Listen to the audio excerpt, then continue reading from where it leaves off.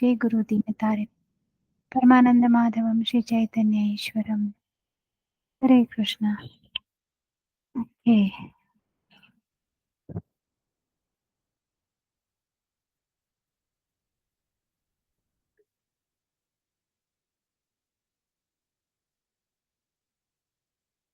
हरे कृष्णा। प्रभु जी आप शेयर कर रहे हैं क्या?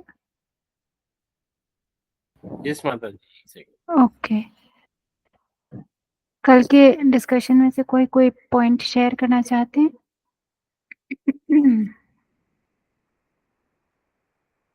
आपने वो श्लोक पढ़े थे क्या? किसी ने कोई पढ़ पाए? कौन सा था हमारा? एक तो 5.29 था, है ना? 5.29 था और दूसरा 10.8 था। Yes, okay. अरुणा माता जी आप पढ़ पाए? एक मिनट। 10.8 में क्या था? कोई बताएंगे 10.8 में क्या था? ओके, ललिता माता जी आप बताएं। अहम सर्वस्य भर्गो मता सर्व पर्वते इति मत्वा भगन्ते माम बुधा भास्मवन्त्यः।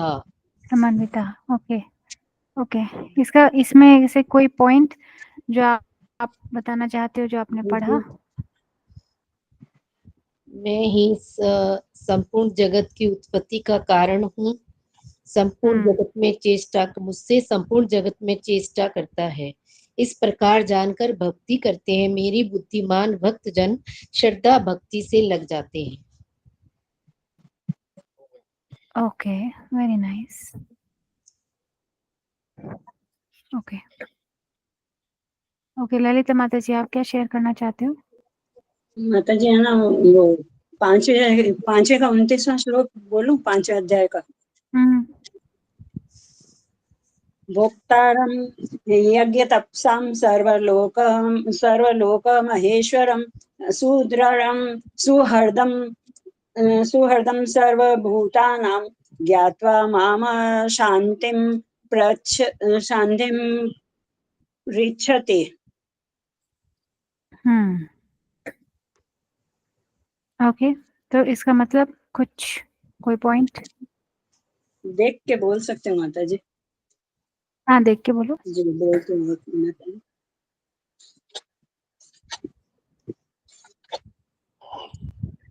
मुझे समस्त यज्ञों तथा तपस्याओं का परम भोक्ता, समस्त लोकों तथा देवताओं का परमेश्वर एवं समस्त जीवों का उपकार एवं उद्देश्य जानकर मेरे भावनामृत से पूर्ण पुरुष भौतिक दुखों से शांति लाभ करता है।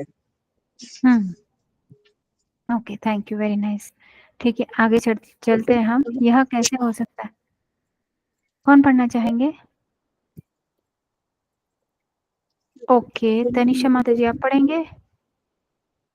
हरे कृष्ण माता जी। जी माता जी। पढ़ो। यह कैसे हो सकता है? अपने जीवन के प्रत्येक पग पर हमारा कृष्ण भावना भावित रहना कैसे संभव हो सकता है? वास्तव में इसे श्री कृष्ण ने हमारे लिए बहुत सरल बना दिया है। रसो अहम हम अपशु कौन्तेय ब्रह्मास्मि शशि सूर्यो प्रणव सर्वेदेषु शब्दखे पो पुरुषम नरसु। हे कुंती पुत्र, मैं जल में स्वाद हूँ, सूर्य और चंद्रमा में प्रकाश हूँ, वैदिक मंत्रों में ओमकार हूँ, आकाश में ध्वनि हूँ तथा मनुष्य में सामर्थ्य हूँ। इस श्लोक में श्री कृष्ण बताते हैं कि हम अपने जीवन के प्रत्येक स्तर पर कृष्ण भावना भावित कैसे बन सकते हैं। सभी प्राणी जल पीते हैं। जल का स्वाद इतना उत्तम होता है कि जब हम प्यासे होते हैं तब जल के अलावा और कुछ नहीं काम आता है। कोई भी निर्माता शुद्ध जल के स्वाद जैसी वस्तु का निर्माण नहीं कर सकता। इस प्रकार जब हम पानी पीते हैं तो श्री कृष्ण तथा भगवान का स्मरण कर सकते हैं। अपने जीवन में प्रतिदिन पानी पिए बिना कोई नहीं रह सकता है। अतः कृष्ण भावनामृत तो प्रतिक्षण विद्यमान है, इसे हम भूला ही कैसे सकते हैं। इसी प्रकार जब ओके 1 सेकेंड, आप कंटिन्यू करना। छोटा सा पॉइंट बताती हूँ कि देखिए भगवान ये श्लोक के अंदर क्या कह रहे हैं कि मैं जल का स्वाद हूँ, है ना। जो जल है हम पीते हैं और कितने सारे अपने कामों में यूज करते हैं। तो देखिए जल का स्वाद भगवान है। अगर प्यास लगी हो ना तो कुछ भी और आगे आ जाए हम नहीं स्वीकार करेंगे, हमें पानी ही चाहिए, वही हमारी प्यास बुझाएगा, पानी। और उसका जो स्वाद है वो भगवान है। देखिए, और जल ऐसे कोई मैन्युफैक्चर नहीं कर सकता, जो हमें नेचर से मिला हुआ है वही हम यूज कर सकते हैं, जल। तो ये भगवान ने देखिए एकदम स्पष्ट बताया है, जल का स्वाद मैं हूँ। और बता रहे हैं भगवान सूर्य और चंद्रमा के का प्रकाश है, वेद मंत्रों में ओमकार है। देखिए भगवान अपने बारे में सब बता रहे हैं भगवत गीता में, है ना। मैं ओमकार हूँ, आकाश में ध्वनि हूँ, जो साउंड होता है वो भगवान है। और मनुष्य में सामर्थ्य हूँ। मतलब देखिए कितने सब जीव मनुष्य हैं, वो कैसे बड़े बड़े काम कर लेते हैं, विचित्र काम कर लेते हैं। कोई एक या तो बहुत सुंदर होगा, हम देखेंगे मिस्टर यूनिवर्स मिसेस यूनिवर्स होते हैं, है ना। तो उनमें अलग तरह का एक सामर्थ्य है। कोई बहुत शक्तिशाली है, जैसे दारा सिंह जैसे, है ना, बहुत वेट लिफ्टिंग कर लेगा। और बॉक्सिंग वॉक्सिंग में हम देखते हैं कैसे बहुत ही, कोई बहुत बुद्धिमान व्यक्ति होते हैं, है ना, वो पता नहीं कैसे कैसे एग्जाम्स क्रैक कर लेते हैं। कोई चेस में चैंपियन होते हैं, कोई पढ़ाई लिखाई में बहुत आगे होते हैं। तो ये बुद्धिमत्ता है। तो भगवान क्या कह रहे हैं, जिसमें भी जो जो क्वालिटी है, सामर्थ्य अगर किसी मनुष्य में है तो वो मुझसे आ रहा है। हम देखते हैं ना किसी में है बहुत ज्यादा, किसी में हमें ऐसा देखने को मिलता है कि कोई एक्स्ट्रा ऑर्डिनरी होते हैं, तो वो सब भगवान से ही आता है। देखिए भगवान ने सारा इसके अंदर, ये बहुत सुंदर श्लोक है, ये भी आप पढ़ सकते हैं। आगे पढ़ लो बेटा। इसी प्रकार जब कहीं थोड़ा प्रकाश होता है, वह भी श्री कृष्ण ही है। पर व्योम में ब्रह्म ज्योति अर्थात मूलभूत तेज श्री कृष्ण की दिव्य देह से ही निकलता है। यह भौतिक आकाश आच्छादित है। भौतिक जगत का मूलभूत स्वभाव अंधकार है, जिसका अनुभव हम रात्रि में करते हैं। यह जगत कृत्रिम रूप से सूर्य से, चंद्रमा के परावर्तित प्रकाश से और विद्युत से प्रकाशित किया जा रहा है। कहाँ से आ रहा है यह प्रकाश? सूर्य ब्रह्म ज्योति या आध्यात्मिक जगत के तेज से प्रकाशित हो रहा है। आध्यात्मिक जगत में सूर्य, चंद्रमा या विद्युत की कोई आवश्यकता नहीं होती है, क्योंकि वहां तो प्रत्येक वस्तु ब्रह्म ज्योति से प्रकाशित है। इस पृथ्वी पर हम जब भी सूर्य का प्रकाश देखते हैं, तब श्री कृष्ण का स्मरण कर सकते हैं। ओके, हरे कृष्णा। तो देखिए यहाँ पे हमें सूर्य और चंद्रमा की जरूरत क्यों है, कौन बताएंगे क्विकली। हमें सूर्य चंद्रमा की क्यों जरूरत है भौतिक जगत में? क्योंकि भौतिक जगत अंधकार में, अंधकार से भरा हुआ है। ओके महारानी माता जी, यस माता जी।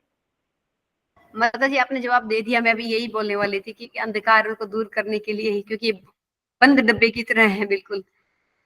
यस, एक और बहुत सुंदर माता जी ने बताया, बंद डब्बे की तरह है, इसमें पूरा अंधकार भरा हुआ है। सूर्य और चंद्रमा अभी, और प्रभुपाद जी ने बताया सूर्य और चंद्रमा की रोशनी है, तेज है, प्रकाश है, वो कहाँ से आ रहा है, कौन बताएंगे? बताया अभी इसके अंदर।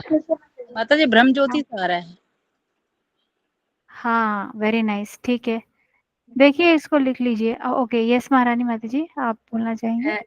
कृष्णा से आ रहा है ब्रह्म ज्योति, माता जी ने इनडायरेक्टली बोल दिया बस, क्योंकि ठीक है। मैं सूर्य की आंखें हैं। यस, ओके कौन बताएंगे कि ब्रह्म ज्योति क्या है?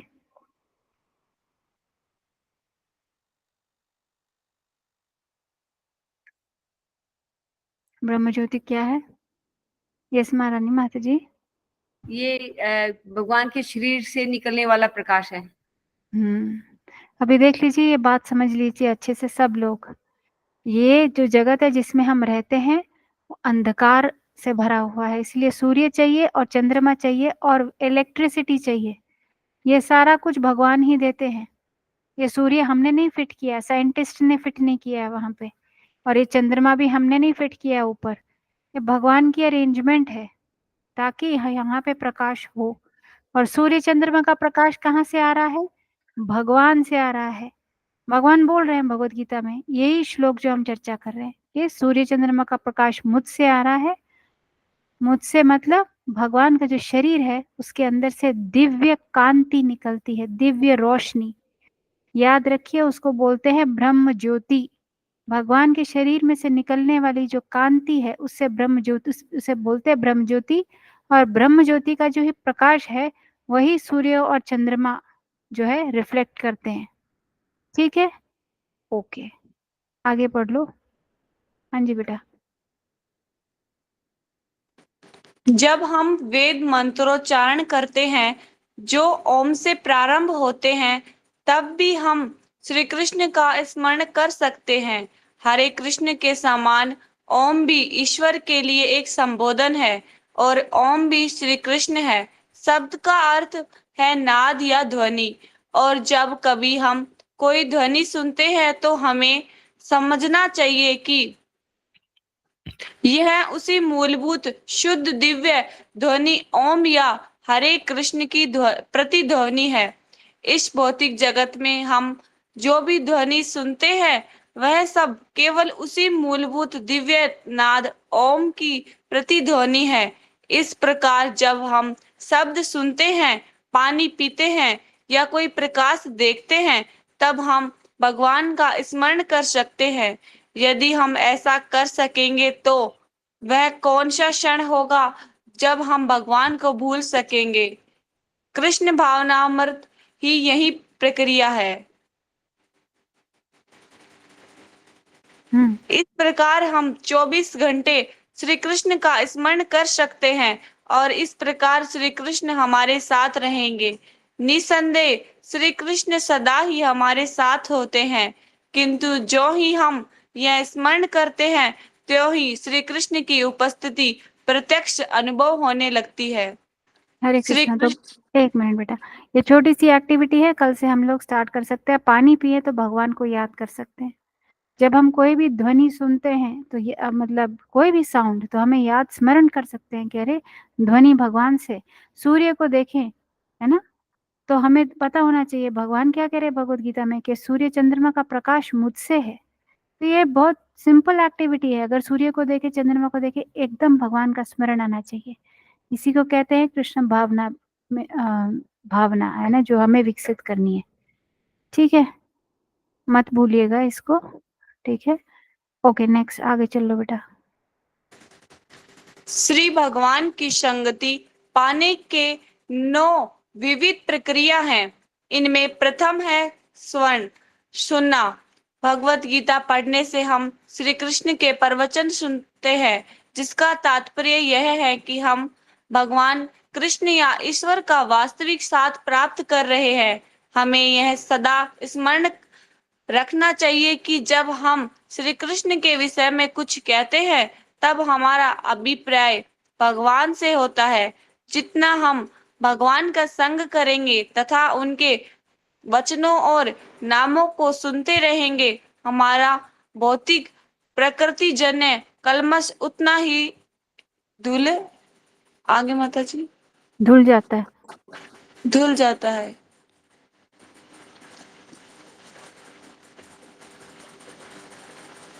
आगे का है, जब जब यह समझ में आने लगता है कि श्री कृष्ण ही शब्द, प्रकाश, जल और अनेक अन्य पदार्थ हैं, तब श्री कृष्ण के से विमुख होना असंभव हो जाता है। यदि हम श्री कृष्ण का इस प्रकार स्मरण कर सकते हैं तो उनसे हमारा संबंध स्थायी हो जाता है। श्री कृष्ण से संबंध होना ओके, क्वेश्चन, भगवान को प्राप्त करने की, भगवान की संगति प्राप्त करने की सबसे बेस्ट तरीका क्या है? अभी पढ़ा है हमने, कौन बताएंगे जिन्होंने अभी तक नहीं बोला? भगवान की संगति प्राप्त करने का बेस्ट तरीका।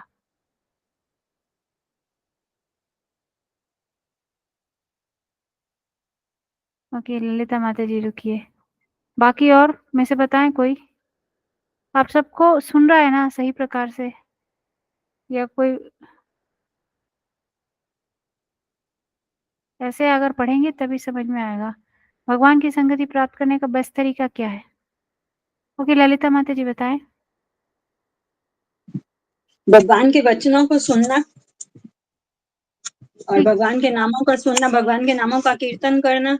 हाँ, इसमें लाइन क्या थी? प्रभु जी आप एक अंडरलाइन कर देंगे? देखिए फर्स्ट लाइन ही थी। अब ध्यान से सब लोग सुनिए। फर्स्ट लाइन है इस पैराग्राफ भगवान की। भगवान की संगति पाने की 9 विविध प्रक्रिया हैं। हाँ, सबसे प्रथम क्या है इसमें सबसे सबसे बेस्ट? पहला है श्रवण करना। श्रवण। यस, श्रवण। सबसे बेस्ट तरीका भगवान से की संगति प्राप्त करने के लिए श्रवण, सुनना। ठीक है, आगे पढ़ लो यस बेटा। श्री भगवान माता जी हो पीछे हाँ, कर देगा। अभी अभी आ जाएगा, आ जाएगा। ध्यान से सुनिए प्लीज। श्री कृष्ण से संबंध होना सूर्य प्रकाश से संबंध होने के समान है। जहाँ सूर्य का प्रकाश होता है वहाँ कोई संक्रामक रोग नहीं रहता। जब तक कोई सूर्य के पराबैंगनी किरणों में रहेगा उसे कोई रोग नहीं लगेगा। पाश्चात्य चिकित्सा में सूर्य का प्रकाश सब प्रकार के रोगों के प्रचार में उपयोगी बताया गया है। वेदों के मतानुसार तो रोगी को आरोग्य के लिए सूर्य की उपासना करनी चाहिए। इसी प्रकार यदि हम कृष्ण के साथ कृष्ण भावनामृत का संबंध स्थापित कर ले तो हमारी आपत्तियां समाप्त हो जाएंगी। हरे कृष्ण हाँ, के कितना सुंदर पॉइंट है। इसे वापस रिपीट कर दो बेटा।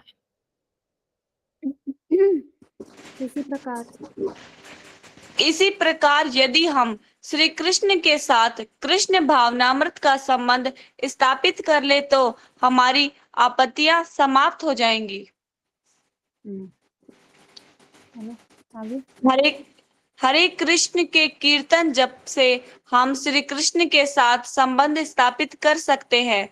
जल, सूर्य, चंद्र को श्री कृष्ण के रूप में देख सकते हैं। शब्द शब्द में उन्हें सुन सकते हैं और जल में उनका स्वाद ले सकते हैं।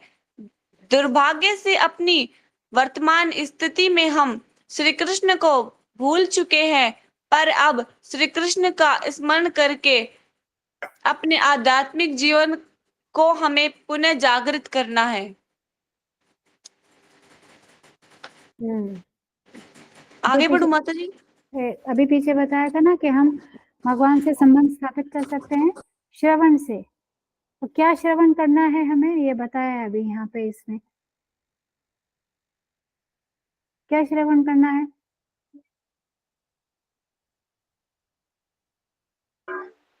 भगवान के नामों का जपना चाहिए। हाँ, भगवान के नामों का हरे कृष्ण के कीर्तन से हम श्री कृष्ण के साथ संबंध स्थापित कर सकते हैं। ठीक है, ओके। और सूर्य का एग्जाम्पल क्या दिया था कि जहाँ पे भी सूर्य का प्रकाश होता है वहां कोई भी रोग के जो कीटाणु हैं वो सब नष्ट हो जाते हैं ना। सूर्य एकदम डिसइंफेक्टेंट जैसे है। तो इसी तरीके से और जो रोगी व्यक्ति है उस क्या बताते हैं सूर्य की पूजा करने के लिए वो क्या कहते हैं उसको कुछ कहते हैं ना सूर्य ऐसे कुछ था। सूर्य नमस्कार। तो वो होता है योगा होता है ना।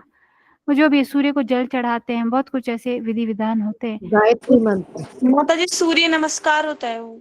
हाँ, सूर्य नमस्कार।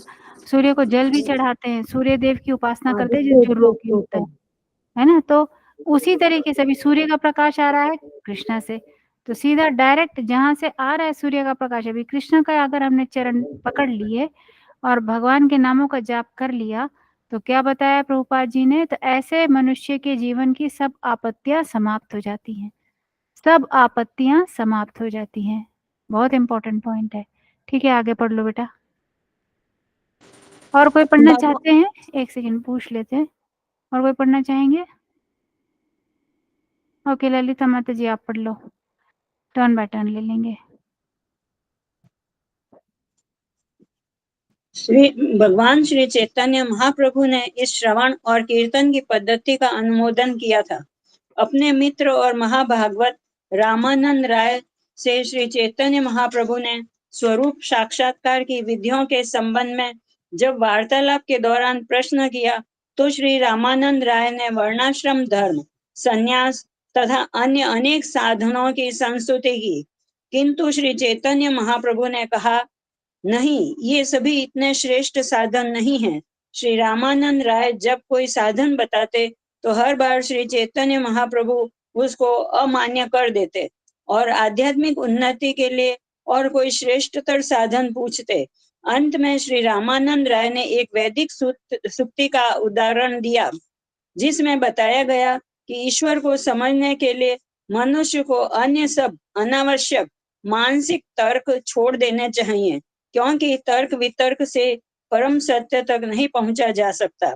उदाहरण के लिए वैज्ञानिक लोग दूर स्थित नाना प्रकार के नक्षत्रों तथा ग्रहों के विषय में अनुमान कर सकते हैं, किंतु वे अनुभव के बिना किसी निष्कर्ष पर नहीं पहुंच सकते हैं। कोई व्यक्ति जीवन भर अनुमान लगाता रह सकता है, फिर भी ऐसा हो सकता है कि वह किसी निष्कर्ष पर पहुंच पाए। ईश्वर के विषय ओके, हाँ, ये यहाँ पे क्या बताया, यहाँ पे ऐसे बताया कि देखिए कितने सारे प्लैनेट्स हैं स्काई के अंदर, है ना, और जितने भी साइंटिस्ट है वो यहाँ पे बैठ के उसके ऊपर पूरा थीसिस कर चुके हैं क्या क्या क्या होगा। यहाँ तक कि ये भी बता रखा है कि कौन से ग्रह में कैसे कैसे गैसेस हैं और क्या क्या टेम्परेचर है वहां पे। कमाल है मतलब जिस चीज को देखा नहीं, जिसको जहाँ गए नहीं, वहां के बारे में इतना सारा डिटेल में बता करके और ऐसे उसको फैक्ट्स बता रखे हैं, वो पढ़ते भी हैं हम स्कूल में। तो ऐसे चीजें वर्कआउट नहीं करती हैं जब तक हम वहां पे शास्त्र के अंदर सारा कुछ दे रखा है, everything is given in the scriptures. तो ऐसी बहुत सी चीजें हैं जो हम कभी भी अपनी बुद्धि से नहीं समझ पाएंगे, है ना, वो हमारी बुद्धि के चिंतन से परे है, मतलब that is beyond our intelligence. हम हमारी छोटी सी बुद्धि के अंदर ये सारे विषय जो है वो नहीं समा सकते। तो इसीलिए शास्त्र में जो लिखा है वो चीज एक्सेप्ट करना इजी है, उससे हमारा टाइम, एफर्ट, एनर्जी सब कुछ बचता है, और बताते हैं शास्त्र के हमें किस दिशा में मुड़ना है। तो ये चीज इधर प्रभुपाद जी बता रहे हैं। और चैतन्य महाप्रभु और रामानंद राय के बीच में कॉन्वर्सेशन हुई थी, तो उन्होंने पूछा था कि सबसे आध्यात्मिक प्रगति के लिए सबसे बेस्ट क्या है। तो धीरे धीरे रामानंद राय ने बहुत सारे तर्क दिए, है ना। अभी देखिए आगे पढ़ेंगे हम, ठीक है। यस माता जी। ईश्वर के विषय में मन गढ़ंत चिंतन करना और अनुमान लगाना विशेष रूप से निरर्थक है। इसीलिए श्रीमद् भागवतम का मत है कि ईश्वर के संबंध में सब प्रकार के तर्क वितर्क करना छोड़ देना चाहिए। इसके स्थान पर यह संस्तुत किया गया है कि मनुष्य को विनम्र होकर यह सोचना चाहिए कि न केवल वह एक क्षुद्र प्राणी है, अपितु इस विशाल ब्रह्मांड में पृथ्वी भी एक बिंदु मात्र है। न्यूयॉर्क नगर बहुत बड़ा प्रतीत हो सकता है, किंतु जब एक व्यक्ति यह समझता है कि स्वयं पृथ्वी एक सूक्ष्म बिंदु है और पृथ्वी पर अमेरिका एक अन्य क्षुद्र बिंदु है, और उस अमेरिका का न्यूयॉर्क शहर एक और छोटा सा बिंदु है, और न्यूयॉर्क में हर एक व्यक्ति लाखों में से एक है, तो फिर वह भली भांति समझ सकता है कि वह अंततः उतना महत्वपूर्ण नहीं है। ब्रह्मांड और ईश्वर के अनुपात में अपनी शुद्रता का अनुभव करते हुए हमें कृत्रिम अभिमान से फूलना नहीं चाहिए, अपितु विनम्र रहना चाहिए। हमें इस बात की सावधानी रखनी चाहिए कि हम मेंढक दार्शनिकता के शिकार न बन जाएं। एक बार किसी कुएं में एक मेंढक रहता था। उसके किसी मित्र ने उससे अटलांटिका महासागर के अस्तित्व की चर्चा की। उसने मित्र से पूछा, अरे यह अटलांटिका महासागर क्या है? मित्र ने बताया, वह जल का महान भंडार है। कितना बड़ा? क्या वह इस कुएं से दुगना बड़ा है? अरे नहीं, इससे बहुत बहुत बड़ा। मित्र ने उत्तर दिया। कितना बड़ा? क्या इस कुएं से 10 गुना बड़ा? इस प्रकार मेंढक गणना करता रहा, किंतु मेंढक के लिए महासागर की गहराई और उसके असीम विस्तार को समझने की संभावना ही क्या है। हमारी शक्तियां, अनुभव और चिंतन का सामर्थ्य सदा सीमित रहते हैं। हम तो सिर्फ मेंढक जैसी दार्शनिकता को ही बढ़ावा दे सकते हैं। इसीलिए श्रीमद् भागवतम में संस्तुत किया गया है कि परम को समझने के लिए चिंतन और अनुमान के तरीके से परित्याग कर देना चाहिए, क्योंकि परम को समझने के प्रयास में यह केवल समय नष्ट करना ही है। एक मिनट, तो ये एग्जाम्पल समझ में आया सबको, ये मेंढक का है ना। प्रभुपाद जी बता रहे हैं कि एक मेंढक है, वो कुएं में रहता है, कुएं का मेंढक है, आप कहावत भी है ना, कुएं के मेंढक की सोच, है ना। तो वो क्या जाने कि वो जो महासागर है उसके अंदर कितना पानी होगा। तो ये चीज हम देख भी सकते हैं। हम जैसे मान लीजिए एक छोटा बच्चा है और वो दरवाजे तक पहुंचना है, वो अपने छोटे से 4 कदम लेके दरवाजे तक पहुंच जाएगा।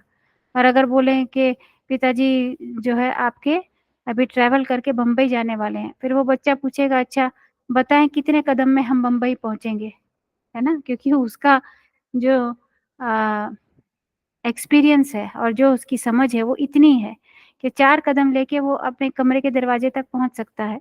तो ये पूछेगा कि कितने कदम आप लेंगे मेरे पिताजी और पहुंच जाएंगे बॉम्बे। तो ये बिल्कुल ऐसे नहीं समझा जा सकता इस चीज को।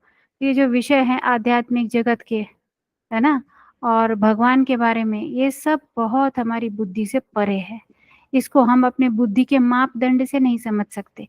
जो हमारा एक्सपीरियंस है वो बहुत ही छोटा है, और उसी की एक्सपीरियंस के मापदंड से हम सोचे कि हम भगवान को समझ लेंगे, तो वो कभी भी पॉसिबल नहीं हो पाएगा, है ना। तो ये चीज हमें ध्यान रखनी चाहिए। ओके, तो इसीलिए तर्क और वितर्क, तर्क वितर्क से बात नहीं बनेगी, आर्ग्यूमेंट से कुछ नहीं होगा। अभी बाई चांस से एक बहुत एक्सपर्ट स्विमर है, उसको सागर पार करना है, तो वो तैर के क्या कर पाएगा, उसे भी पता है कि नहीं कर सकता। अगर कोई नाविक है, वो बोले कि चलो मेरी शिप है, मैं आप इसमें आ जाओ, मैं पार करा दूंगा, तो उसको फेथ रखना पड़ेगा, दूसरा और कोई रास्ता तो है नहीं। अगर उसने पार ही करना है तो वो उसको खुद तो तैर के पार नहीं कर सकता। तो ये सब्जेक्ट मैटर्स ऐसे हैं, इसीलिए विनम्रता है। विनम्रता क्यों है? कोई चीज जब हम खुद कर नहीं सकते तो वहां पे हमें विनम्र होना ही पड़ेगा, क्योंकि हम किसी और पर डिपेंडेंट रहेंगे। ऐसे सब्जेक्ट मैटर्स में हमें गुरु चाहिए, हमें हायर अथॉरिटी चाहिए, नहीं तो नहीं समझ में आएगा।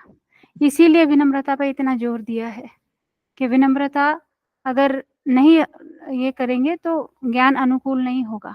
कहीं भी देख लीजिए, कभी भी, इवन भौतिक जगत में भी अगर हमें कहीं भी ज्ञान लेना होता है, तो जिससे हम ज्ञान लेते हैं वहां पे विनम्रता का भाव रखना बहुत जरूरी होता है। और ये मतलब चेन होता है। जैसे टीचर भी, अगर विद्यार्थी हैं क्लास के अंदर, तो विद्यार्थी जब तक टीचर की बात नहीं सुनेगा, है ना, इतना तो उसे करना पड़ेगा कि विनम्र रह के ये भाव रखे कि हाँ टीचर को पता है तो वो बता रहे हैं, तो वो सुने। इसीलिए विनम्रता का बहुत जोर दिया हुआ है शास्त्रों में। और भी खैर विनम्रता के ऊपर चर्चा बहुत आगे भी बहुत रीजंस होते हैं कि why you have to be विनम्र, क्योंकि ये सब्जेक्ट मैटर ही ऐसा है कि हमारे बुद्धि के परे है।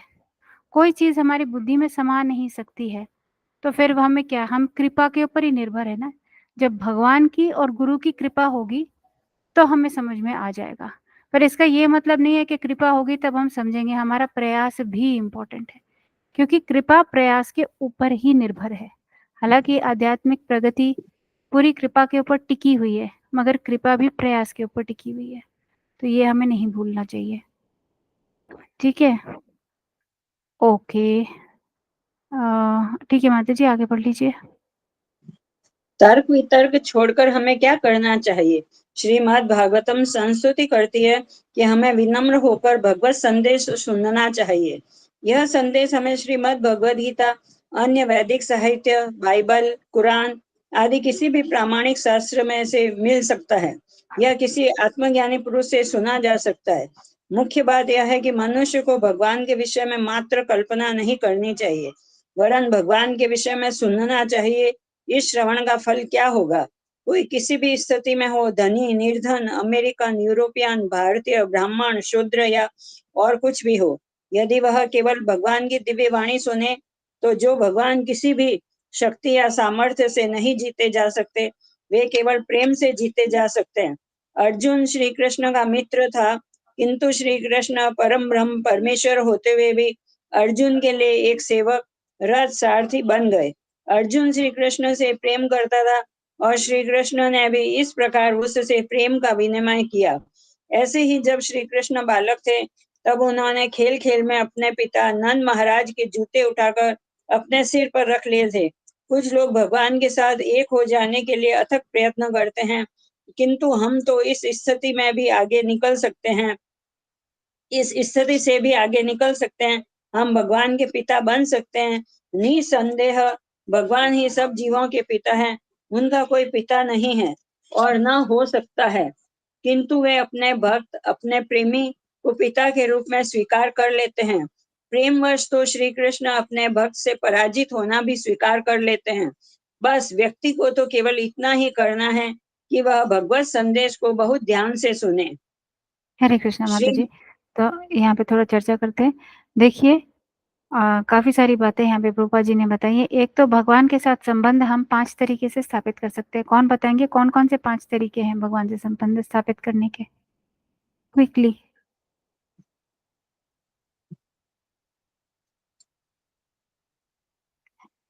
एक तो है श्रवणम, दास नहीं श्रवणम, नहीं सॉरी, शायद मैंने प्रश्न गलत पूछा कि कौन से संबंध होते हैं भगवान के साथ जो जीव स्थापित कर सकता है? कौन कौन से रिलेशनशिप्स हैं? एक तो है पिता, दास। पिता, ओके, मनिंदर प्रभु जी एक्सप्लेन कर देंगे। अभी सारा प्लीज ध्यान से सुनिए, सब सुनिए प्लीज। यस प्रभु जी। हरे कृष्ण प्रभु जी, आप म्यूट हो। हरे कृष्ण माता जी। हरे कृष्ण प्रभु जी। वैसे तो टोटल 12 होते हैं, लेकिन भक्त और भगवान के बीच में मुख्य 5 ही होते हैं। शांत रस, दास्य रस, साख्य रस, वात्सल्य और माधुर्य। माधुर्य को कांता रस भी बोलते हैं। ओके प्रभु जी, थोड़ा एक एक एक्सप्लेन कर दीजिए इसको, थोड़ा सबको पता लग जाएगा। तो दास्य रस तो जैसे हनुमान जी थे, और साख्य भाव के अंदर अपने अर्जुन है, वात्सल्य भाव में जैसे नंद महाराज थे, माधुर्य भाव में जैसे गोपियां थी, हरि और बोल। शांत रस में जैसे जो जीव है, जैसे ट्री है, फ्लावर्स है, ग्रास है, ये सारे के सारे शांत रस में आ जाए। हरि बोल। देखिए प्रभु जी ने अच्छे से एक्सप्लेन कर दिया कि 5 रिलेशनशिप्स हैं, है ना। तो आध्यात्मिक जगत ऐसा नहीं है कि वहाँ पे क्या कहते हैं, जैसे ये भौतिक संसार के अंदर हमारे रिलेशनशिप्स होते हैं ना, तो हमें ये नहीं समझना चाहिए कि आध्यात्मिक जगत के अंदर कुछ ऐसा है कि हम ही भगवान बन जाएंगे, या हम निराकार में मिल जाएंगे, कि या हम शून्य हो जाएंगे। नहीं नहीं, ये भौतिक जगत भी आध्यात्मिक जगत है, उसका प्रतिबिंब है ना। पर इतना ही फर्क है, यहाँ जो कुछ भी है वो सब सही नहीं है, और आध्यात्मिक जगत में वो प्योर फॉर्म में है। यहाँ पे उसका विकृत रूप है, वहां पे वो शुद्ध रूप है उसका। जैसे मार्केट में भी मिलते हैं ना, एक तो घी होता है वो शुद्ध होता है, एक डालडा भी मिल जाएगा जिसमें बहुत मिलावट रहती है। तो वैसे ही समझिए कि जो रिलेशनशिप्स हैं इस भौतिक जगत में वो सब मिलावटी हैं, है ना। जो असली खरे शुद्ध सच्चे रिश्ते हैं वो आध्यात्मिक जगत में है भगवान के साथ। प्रभु जी ने बताया कि 5 रिलेशनशिप्स हैं हमारे: शांत भाव, दास्य भाव, साख्य भाव, वात्सल्य भाव, माधुर्य भाव। तो जो जीव है वो भगवान के माता पिता बन सकते हैं, वो भगवान के सखा बन सकते हैं, भगवान की पत्नियां, है ना, बन सकते हैं। और शांत भाव कैसे? जैसे पेड़ पौधे हैं वहाँ के, बाकी पशु पक्षी हैं, तो वो इसमें। और दास्य भाव, भगवान के दास बन के, जैसे राम जी के दास हैं हनुमान जी, दास हैं हनुमान जी। तो ये सारे रिलेशनशिप्स हैं। तो भगवान निराकार नहीं है, ये हमें पता होना चाहिए कि निराकार अगर हुए भगवान तो फिर सारी गड़बड़ हो जाती है, फिर तो आनंद कुछ रह ही नहीं जाता, है ना, जीवन में। कि निराकार में एक बार प्रभुपाद से पूछा किसी ने आके कि प्रभुपाद कि हम कोई और थे, भक्त थे, तो उन्होंने पूछा कि भगवान नहीं बन सकते हैं क्या हम? हाँ, तो प्रभुपाद जी ने एक फोटो की तरफ पॉइंट किया कि हम क्यों नहीं भगवान बन सकते। उसका प्रश्न ये था कि हम भी भगवान बन जाए। तो प्रभुपाद जी ने फोटो की तरफ पॉइंट किया जहाँ पे यशोदा मैया कृष्णा के पीछे छड़ी लेके भाग रहे हैं, है ना। तो प्रभुपाद ने बताया कि देखिए भगवान की जो माता है, भगवान की भक्त है, वो उनके पीछे छड़ी लेके भाग रही है, अभी कौन बड़ा, है ना। तो देखिए जो भगवान है ना, वो भक्त को अपने से बड़ा मानते हैं, खुद भक्त को के अधीन हो जाते हैं।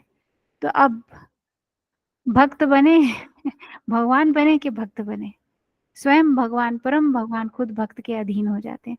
ओके, संगीता माता जी, सॉरी, सीता लीला माता जी, please, you want to share something? माता जी हरे कृष्णा। हरे कृष्णा। माता जी, मैं ये जानना चाह रही थी, ये जो प्रभु जी ने बताया शांत रस जो होता है, तो ये जैसे फूल हैं, पेड़ हैं, तो कैसे मतलब वो कैसे आदान प्रदान कर सकते हैं रस, मतलब वो समझ में नहीं आया थोड़ा। हाँ, वो एक्चुअली क्या है माता जी, जो ब्रज की जो ब्रज रज है, उसका एक कण भी, इवन वृंदावन की जो घास है ना, स्पिरिचुअल स्काई में, उसकी जो कॉन्शियसनेस है ना, वो हमारी कॉन्शियसनेस से भी billions and trillions of times more advanced है।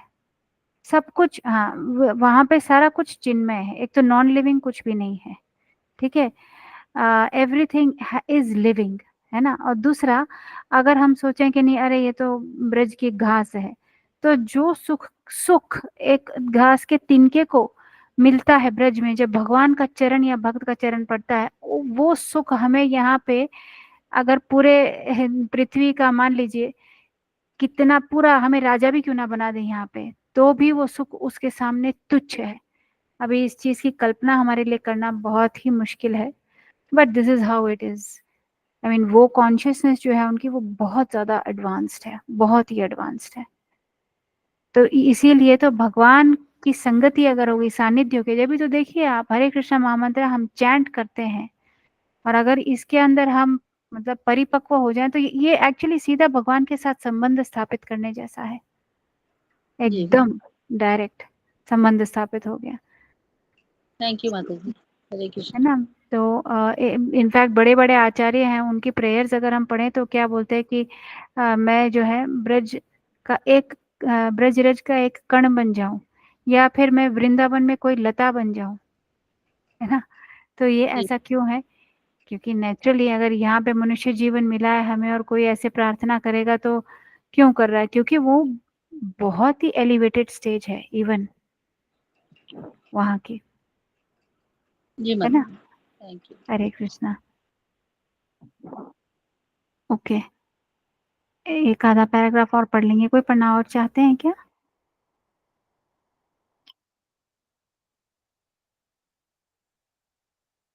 ओके, कौन पढ़ेंगे? तनिषा माता जी, ओके, किसने हाथ रेस किया है? कौन पढ़ना चाहते हैं?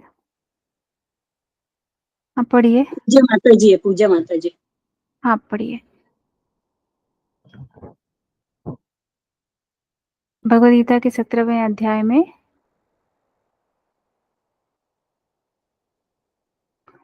ओके, भगवद गीता के 17वें अध्याय में श्री कृष्ण अन्य उपाय बताते हैं जिनके द्वारा हमें जीवन के पग पग पर उनकी अनुभूति हो सकती है। पुण्यो गंधः पृथ्व्यां च तेजस्वास्मि विभावसौ जीवनम सर्वभूतेषु तपश्चास्मि तपस्विषु, है ना। मैं पृथ्वी में मूलभूत सुगंध हूँ। देखिए, गीली मिट्टी जो हो जाती है, कभी देखिए ना कि क्या उसकी सुगंध होती है, पृथ्वी के अंदर एक सुगंध है, वो अलग ही है ना। तो भगवान बता रहे हैं कि मैं वो सुगंध हूँ, पृथ्वी की सुगंध, अग्नि में उसकी ऊष्मा हूँ। जो फायर है, अग्नि है, उसका काम है जलाना, तो वो जो वो उसकी जो हीट है अग्नि की, है ना, वो मैं हूँ। समस्त भूत प्राणियों में उनका जीवन हूँ। अभी जो भी जीवन है ना, सबके अंदर, वो जीवन का जो स्तोत्र है वो भी भगवान है। और तपस्वियों में मैं तप हूँ। तो जो लोग भी तप कर पा रहे हैं, वो भी वो भगवान की कृपा से ही वो तपस्वियों में तप हूँ। कुछ भी नहीं बचा है, हर चीज भगवान कहते हैं मैं हूं, मैं हूं, मैं हूं, मैं हूं, मैं हूं। ये सीधा कृष्ण खुद कह रहे हैं, देखिए पूरा स्पष्ट हो जाता है दैट ही इज गॉड। पुण्योगंध शब्द से तात्पर्य है मूलभूत सुगंध। स्वाद और सुगंध केवल श्री कृष्ण ही उत्पन्न कर सकते हैं। अभी देखिए, स्वाद और सुगंध जो हम लेते हैं, टेस्ट एंड स्मेल, वो सब कृष्ण की वजह से। हम कृत्रिम रूप से कुछ सुगंध या खुशबू बना तो लेते हैं, किंतु यह प्राकृतिक सुगंध जैसी उत्तम नहीं होती। देखिए हम नेचर में जो रोज की खुशबू है, कैसे भगवान ने गुलाब के अंदर खुशबू डाली है, रंग डाले हैं। कैसे भगवान ने जो आकाश है उसको नीला किया हुआ है कि नहीं? कैसे जब मिट्टी के अंदर पानी पड़ता है तो कैसे उसके अंदर सुगंध आती है। ये सब कहाँ से कैसे हो रहा है? भगवान से ही हो रहा है ये। भगवान खुद बोल रहे हैं भगवत गीता में, किंतु यह प्राकृतिक सुगंध जैसी उत्तम नहीं है। जब हम किसी अच्छी प्राकृतिक सुगंध को सूंघें तो सोच सकते हैं, ओह इसमें प्रभु का निवास है। तो कोई भी नेचुरल फ्रेग्रेंस अगर हम लेते हैं या सूंघते हैं तो हम समझ में आना चाहिए कि ये भगवान से है, इसमें श्री कृष्ण है। अथवा जब हम कोई प्राकृतिक सौंदर्य देखें तो हम सोच सकते हैं, ओह यहाँ श्री कृष्ण है ना? अथवा जब हम कोई असाधारण शक्ति संपन्न या आश्चर्यजनक वस्तु देखते हैं तो हम सोच सकते हैं यहाँ श्री कृष्ण है। क्योंकि जो भी सामर्थ्य है इस जीवन इस भौतिक संसार के अंदर, जो भी विभूतियां है, सब कुछ भगवान से है, भगवान बता रहे। अथवा जब हम जीवन की कोई योनि देखते हैं, चाहे वह वृक्ष हो, पौधा हो, पशु हो या मानव प्राणी हो, तो हमें तुरंत समझ लेना चाहिए कि यह जीव श्री कृष्ण का ही अंश है। क्योंकि जो ही उस शरीर से चिन्मय चिंगारी जो श्री कृष्ण का अंश है निकल जाती है, तो ही शरीर छिन्न भिन्न हो जाता है ना? जो भी जीव है ना, जो भी लिविंग एंटिटीज हैं, देखिए उसके अंदर भगवान का अंश है, आत्मा है। जैसे ही आत्मा निकलेगी वो शरीर बेकार हो जाता है। भगवान की देखिए क्या परफेक्ट व्यवस्था है। बीजम माम सर्वभूतानां विधि पार्थ सनातनम बुद्धिर्बुद्धिमतामस्मि तेजस तेजस्वी नाम अहम। हे अर्जुन, यह जान ले कि संपूर्ण प्राणियों का मूल बीज मैं ही हूं। देखिए मूल बीज मैं ही हूं। बुद्धिशाली व्यक्तियों की बुद्धि, लो भगवान ने बोल दिया, जो बुद्धि है, जो बहुत बुद्धिमान व्यक्ति है उसकी बुद्धि मैं हूं, और तेजस्वियों का तेज भी मैं हूं। यहाँ फिर से यह स्पष्ट कहा गया है कि श्री कृष्ण सभी प्राणियों के जीवन के प्राण हैं। इस प्रकार हम पग पग पर भगवान के दर्शन कर सकते हैं। देखिए पग पग पर भगवान के दर्शन कर सकते हैं।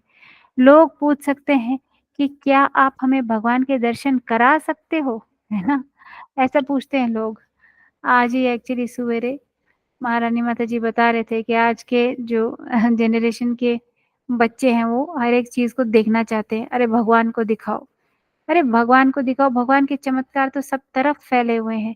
देखिए एक बीज को मिट्टी में डालिए, उसके अंदर से कैसे पेड़ निकल के आ जाता है। हम करते हैं क्या वो? नहीं ना। जो भी चीज नेचुरल हो रही है उसको हमने ऐसे ही समझ लिया ऑटोमेटिक हो रही है। अरे ऑटोमेटिक एक गिलास आपने किचन में रखा है ना, तो उसको भी बेडरूम तक लाने के लिए आपका प्रयास चाहिए। अगर किचन से प्रयास बेडरूम तक गिलास लेकर आएंगे आप, अगर सवेरे मिलेगा तो आप क्या सोचेंगे कि अपने आप आ गया, ये ऑटोमेटिक हो गया? नहीं ना। एक मिक्सी है, उसको चलाने के लिए एक बटन दबाना पड़ता है, वो भी ऐसे ऑटोमेटिक नहीं चलेगी। इतनी बड़ी सृष्टि चल रही है अपने आप, ऑटोमेटिक चल रही है। कमाल हो गया। सूर्य भी ऑटोमेटिक आ रहा है, चंद्रमा भी ऑटोमेटिक आ रहा है, अपने टाइम से अस्त हो जाता है, अपने टाइम से उदय हो जाता है। और जितने भी सीजन्स हैं, सर्दी है, गर्मी है, बरसात है ना, ये सब ऑटोमेटिक चल रहा है।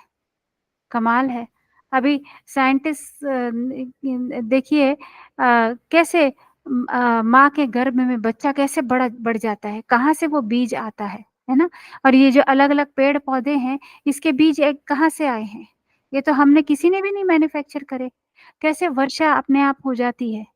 अभी पानी की हर जगह समस्या है ना? इतना ही हम अपने आप को मानते हैं कि हम बहुत बड़े हैं, तो थोड़ा पानी क्रिएट कर दीजिए। कुछ तो नहीं कर सकते, हम सब डिपेंडेंट है। पेड़ पौधों पे हम डिपेंडेंट है, सूर्य पे डिपेंडेंट है, पानी पे डिपेंडेंट है। ये सब कहाँ से आ रहा है? ऑक्सीजन देख लीजिए कहाँ से आ रहा है। हम सांस ही नहीं ले पाएंगे ऑक्सीजन नहीं होगा तो। ऐसे ऑटोमेटिक बोल देने से क्या है? ये तो बिल्कुल बेकार सी तर्क हो गया ना। ऑटोमेटिक चल रहा है, ऑटोमेटिक तो कुछ भी नहीं चलता अपने आप। ये भगवान की करी हुई व्यवस्था है। देखिए पत्तियां हैं कैसी हरी होती हैं, और हर एक फूल देखिए गुलाब कैसा बना हुआ है, गेंदा कैसा बना हुआ है, कमल का फूल कैसा बना हुआ है, सब में अपनी अलग-अलग खुशबू भरी हुई है ना? और पेड़-पौधे हैं, कैसे अलग-अलग वेजिटेबल्स है, टमाटर का पौधा लगाइए उसमें से टमाटर आएगा, नीम में नीम का अलग है, कोई ऐसे मिक्स नहीं होता टमाटर लगाया और गलती से उसके अंदर अभी इंसानों से कैसे गलती हो जाती है, कुछ किचन में बनाने जाएँगे तो थोड़ा मसाला ऊपर-नीचे, नमक ऊपर-नीचे हो गया तो कुछ अलग ही बन जाती है चीज़। देखिए भगवान की सृष्टि में कुछ नहीं, कितना बैलेंस्ड, कितना परफेक्ट सारा कुछ चल रहा है। अमेज़िंग है ये। तो क्या भगवान हर जगह भगवान है। वो राधानाथ महाराज बता रहे हैं ना दैट प्रभु जी आपने बताया था ना, बताइए क्या बताते हैं वो मिरेकल्स वाला स्टेटमेंट?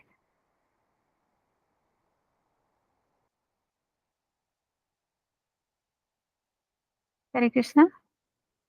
हरे कृष्णा माता जी, कौन सा स्टेटमेंट? आपने बताया था ना राधानाथ महाराज क्या बता रहे थे कि miracles everywhere around us there are miracles. आपने बताया था ना? याद नहीं आ रहा माता जी। अच्छा कि क्या था वो कि भगवान जो है ही इज एवरीवेयर। एक्चुअली ये भौतिक जगत के अंदर इतने मिरेकल्स हो रहे हैं, इतने चमत्कार हो रहे हैं, अगर हम उनको ध्यान से देखें तो समझ में आ जाएगा कि भगवान है ही है। ये सारे चमत्कार ही तो हैं भगवान के। सूर्य का उगना, चंद्रमा का उगना। मच्छर ऐसे कर लेता है। है माता जी? वो वाले बोल रहा हूँ। अच्छा यस माता जी। ओके, सो ये था। ठीक है, सो किसी का कोई अगर कुछ प्रश्न है या कोई कुछ शेयर करना चाहते हैं तो आप हरे कर कृष्णा सकते हैं। माता जी, यस प्रभु जी। मैंने थोड़े से अभी तक जितना भी पढ़ा है यस उसके थोड़े मैंने क्वेश्चंस बनाए हैं, अगर आप हो तो wow, objective type question. Amazing actually प्रभु जी, कमाल है। मेरे मन में आज सवेरे से ये बात आ रही थी। तो एक ये एक करके 20 है, सिर्फ 5 मिनट लगे, 2-3 ओह मिनट यस, लगे। अमेजिंग। ये तो एक्चुअली सबने करना है। देखिए आ जाइए आप लोग एक-एक करके अपना हैंड रेज़ करना। और देखिए मैं बता रही हूँ जो हम लोग तो ये कर देंगे, पर आप लोग जो अभी आए हैं ना, हम लोग जो पुराने भक्त हैं वो तो सब कर देंगे ये। आप लोग अटेम्प्ट कीजिए। यस प्रभु जी, स्टार्ट करेंगे हम।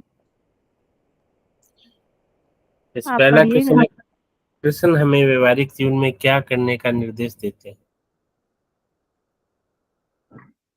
हाँ, इसमें फर्स्ट है गतिविधि से दूर रहें। कृष्ण हमें अपने व्यावहारिक जीवन में क्या करने का निर्देश देते हैं, ध्यान से सुनिए। ए पॉइंट फर्स्ट इज गतिविधि से दूर रहें। कृष्ण चेतना में गतिविधियां निष्पादित करें। अपने कर्तव्यों निर्धारित करें। एक मिनट, अपने कर्तव्यों का पालन करना बंद करें। अपनी इंद्रियों को संतुष्ट करें। क्या करने के लिए देते हैं भगवान? कौन बताएंगे?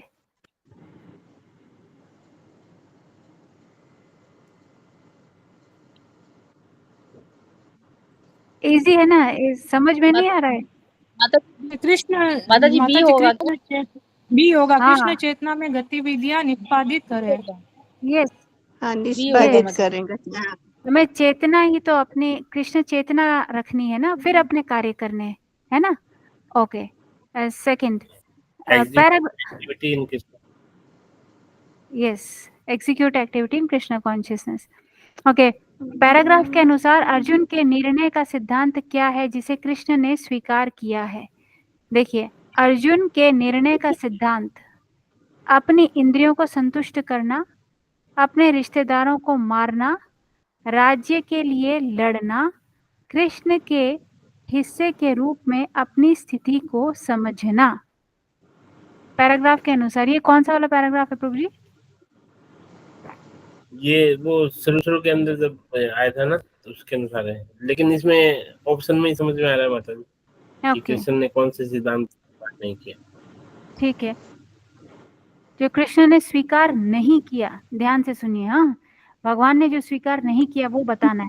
अपनी इंद्रियों को संतुष्ट करना। अर्जुन का कौन सा सिद्धांत था जो अर्जुन बता रहे थे जो कृष्ण ने स्वीकार नहीं किया?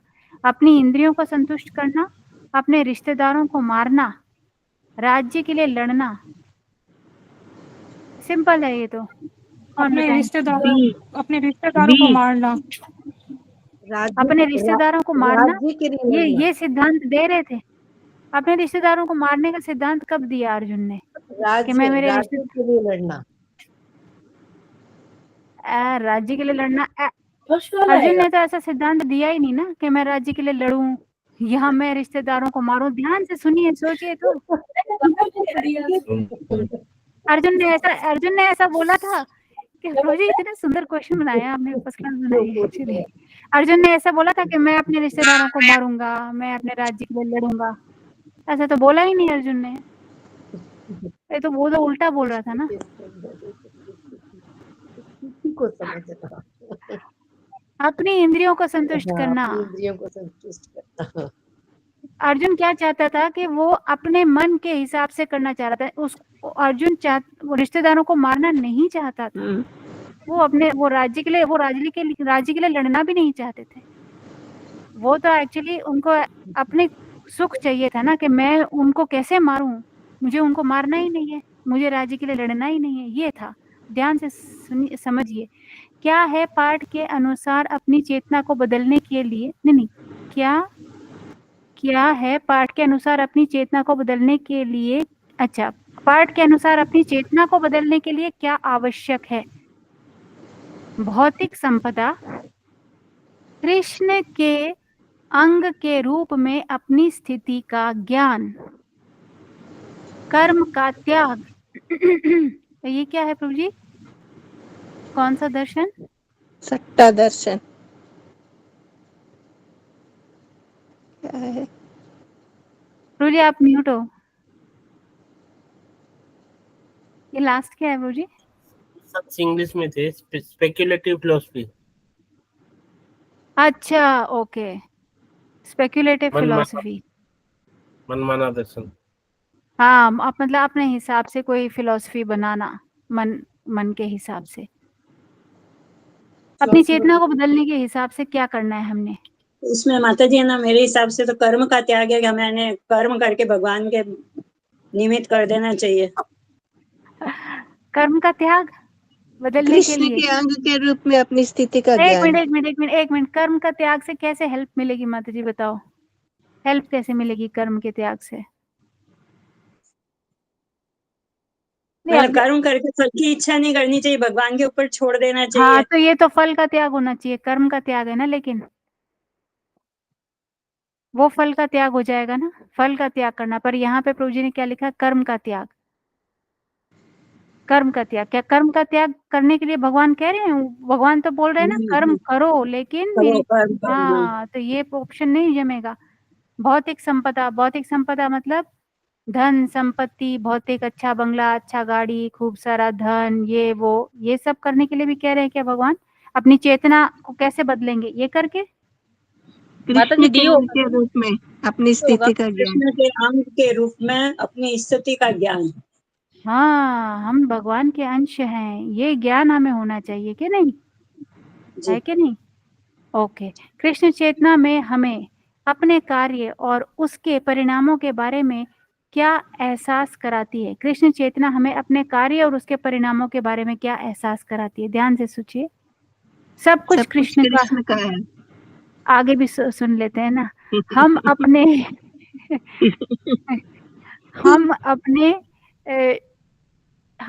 क्या है प्रभु जी? श्रम के स्वामी है क्या? हाँ, हम अपने श्रम के स्वामी हैं। हमें व्यक्तिगत संतुष्टि के लिए काम करना चाहिए। व्यक्तिगत संतुष्टि, मुझे खुशी मिलनी चाहिए, ऐसा काम मुझे करना चाहिए। या हम अपने श्रम के स्वामी हैं। श्रम मतलब मैंने मेहनत करी है तो फल भी मेरा, ऐसे। इंग्लिश में लिखा है चैट में कि we are the proprietor of our labour, we हाँ, should work for personal satisfaction, society must benefited first. Okay. समाज को पहले लाभ मिलना चाहिए, समाज को लाभ मिलना चाहिए। ठीक है, क्या है इसमें? आयुषी माता जी बोले। सब कुछ कृष्ण का है माता जी।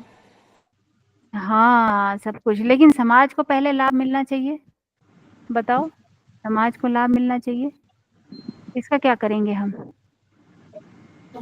ये भी तो सही दिख रहा है ना, माता ये जी भी तो सही दिख श्रम करेंगे तो लाभ भी मिल जाएगा। और वो कृष्ण को बीच में रखकर जब श्रम करेंगे तो वो समाज को भी लाभ मिल जाएगा। हाँ वाह, सही बात है। कृष्ण को बीच में रख के करेंगे तो समाज को मिल जाएगा लाभ। यस, ओके, नेक्स्ट चलेंगे हम, है ना? तो जी आगे चलने।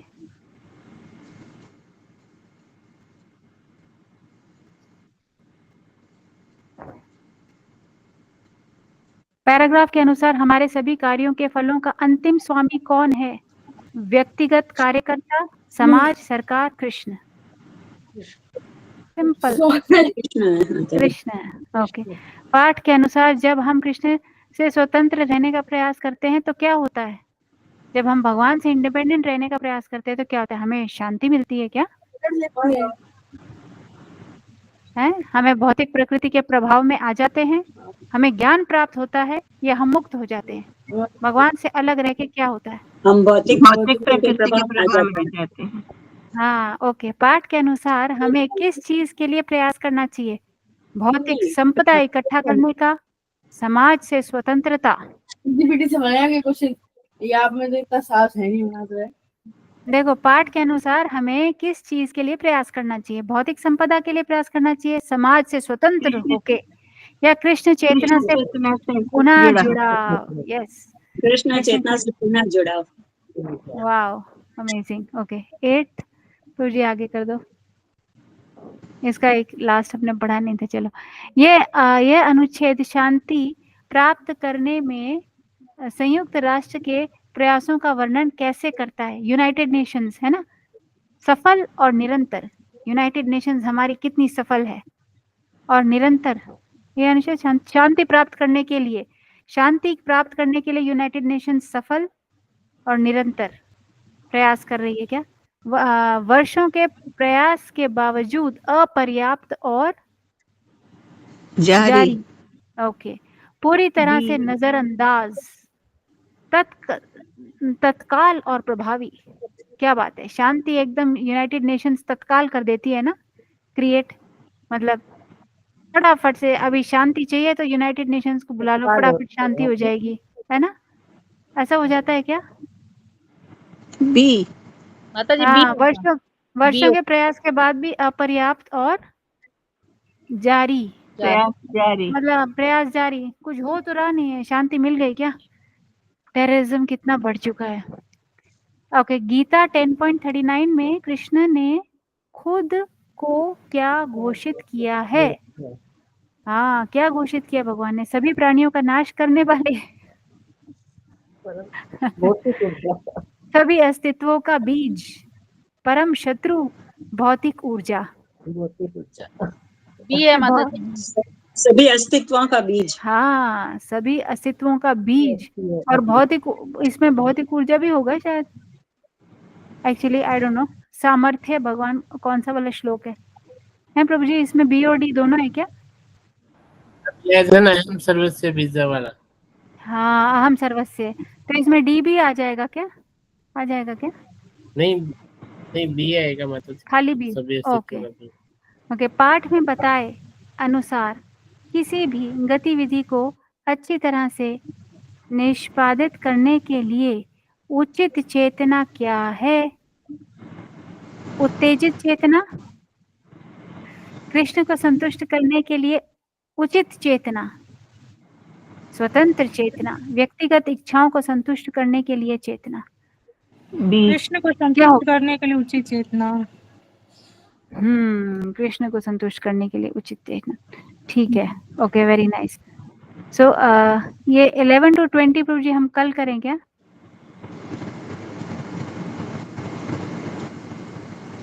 या अभी खत्म करें, आप बताओ। माता जी 2 मिनट लगेंगे बस। अच्छा ठीक है, करते हैं, चलो। कोई पढ़ेंगे क्या?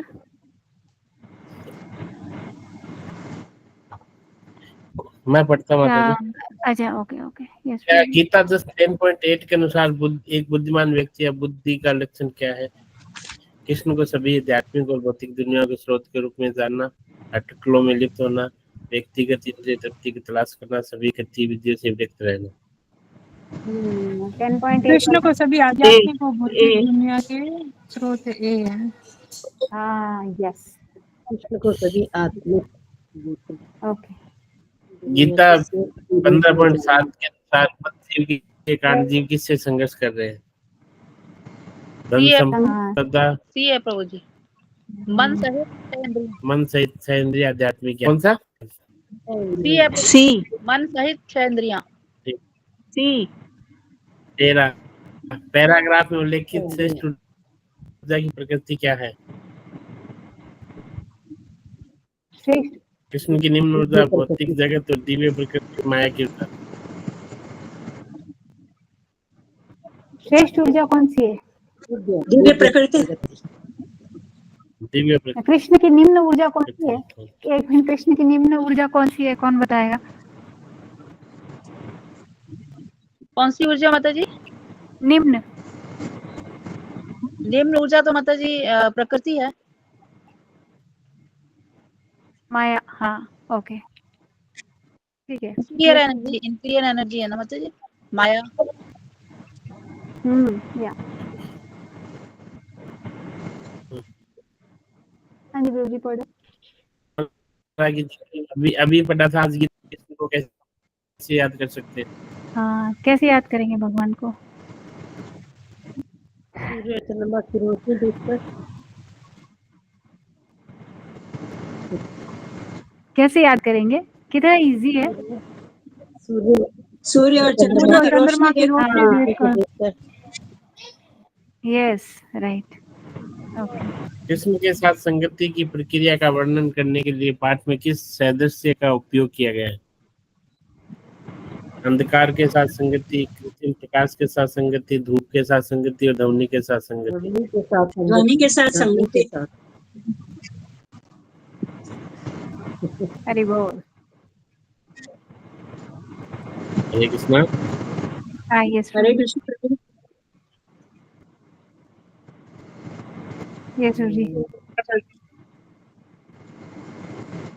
16th वाला, 15 वाला आप दोबारा पढ़ना माता जी एक बार। कृष्ण के साथ संगति की प्रक्रिया का वर्णन करने के लिए पाठ में किस क्या है? कृष्ण के साथ संगति की प्रक्रिया का वर्णन करने के, अच्छा नहीं, ये क्या है, क्वेश्चन तो समझ लो। कृष्ण के साथ संगति की प्रक्रिया का वर्णन करने के लिए एग्जाम्पल क्या दिए, कैसे समझाया है? कृष्ण के साथ संगति की प्रक्रिया का वर्णन करने के लिए पाठ में क्या एग्जाम्पल देके, किसका एग्जाम्पल देके समझाया था कि कृष्ण के साथ संगति कैसे करेंगे हम? यही है ना प्रभु जी क्वेश्चन?